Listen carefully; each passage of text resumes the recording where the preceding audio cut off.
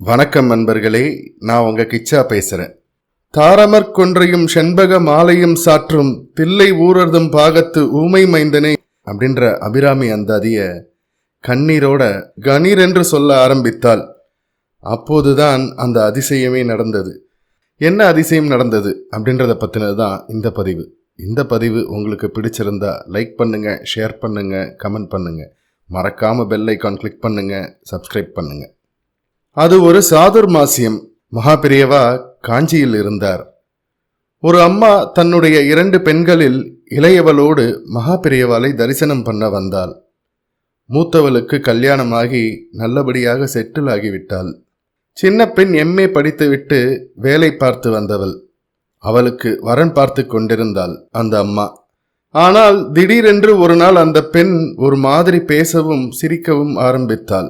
வயசுக்கேத்த பேச்சோ பழக்கமோ எதுவுமே இல்லாமல் சம்பந்தம் இல்லாமல் பேச ஆரம்பித்தாள் அந்த பெண்.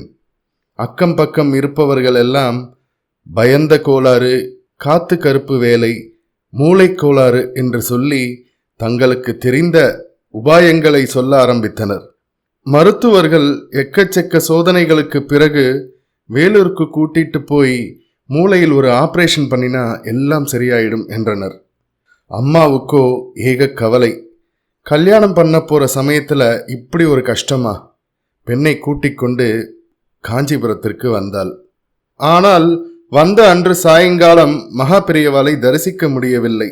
இரவு முழுவதும் அந்த பெண்ணை வைத்து கொண்டு ஜெய ஜெய சங்கர ஹர ஹர சங்கர என்று ஜெபித்த வண்ணம் இருந்தாள். அந்த பெண்ணோ கத்தி கத்தி மயக்கமடைந்து விட்டாள்.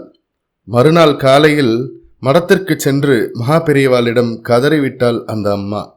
மகாபெரியவா தான் காப்பாத்தணும். திடீர்னு புத்தி பேதலிச்ச மாதிரி ஆயிட்டா. நல்ல குழந்தை, கல்யாணத்துக்கு பார்த்துட்டு இருக்கிறச்ச இப்படி ஆயிடுத்து, காப்பாத்துங்கோ என்று மகாபெரியவாளிடம் மண்டியிட்டு அழுதாள்.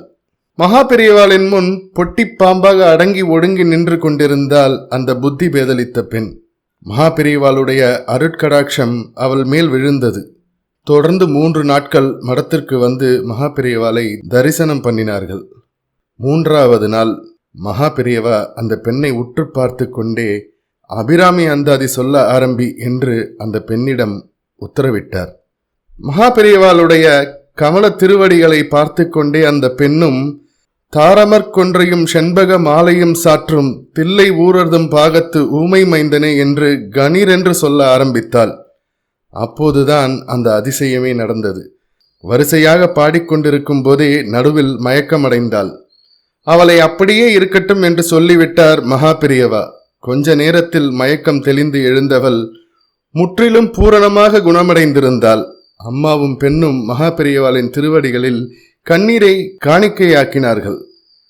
மகான்களின் கருணா கடாட்சம் ஒரு முறை நம்மேல் விழுந்தாலே போதும், கோடி கோடி ஜென்ம வினைகள் பொசுங்கிவிடும்.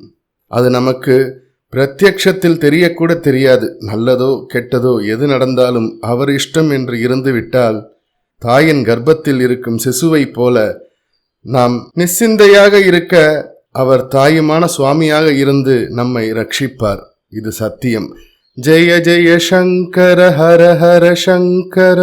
இந்த பதிவு உங்களுக்கு பிடிச்சிருந்தா லைக் பண்ணுங்க, ஷேர் பண்ணுங்க, கமெண்ட் பண்ணுங்க. மறக்காம பெல் ஐக்கான் கிளிக் பண்ணுங்க, சப்ஸ்கிரைப் பண்ணுங்க. நன்றி நண்பர்களே.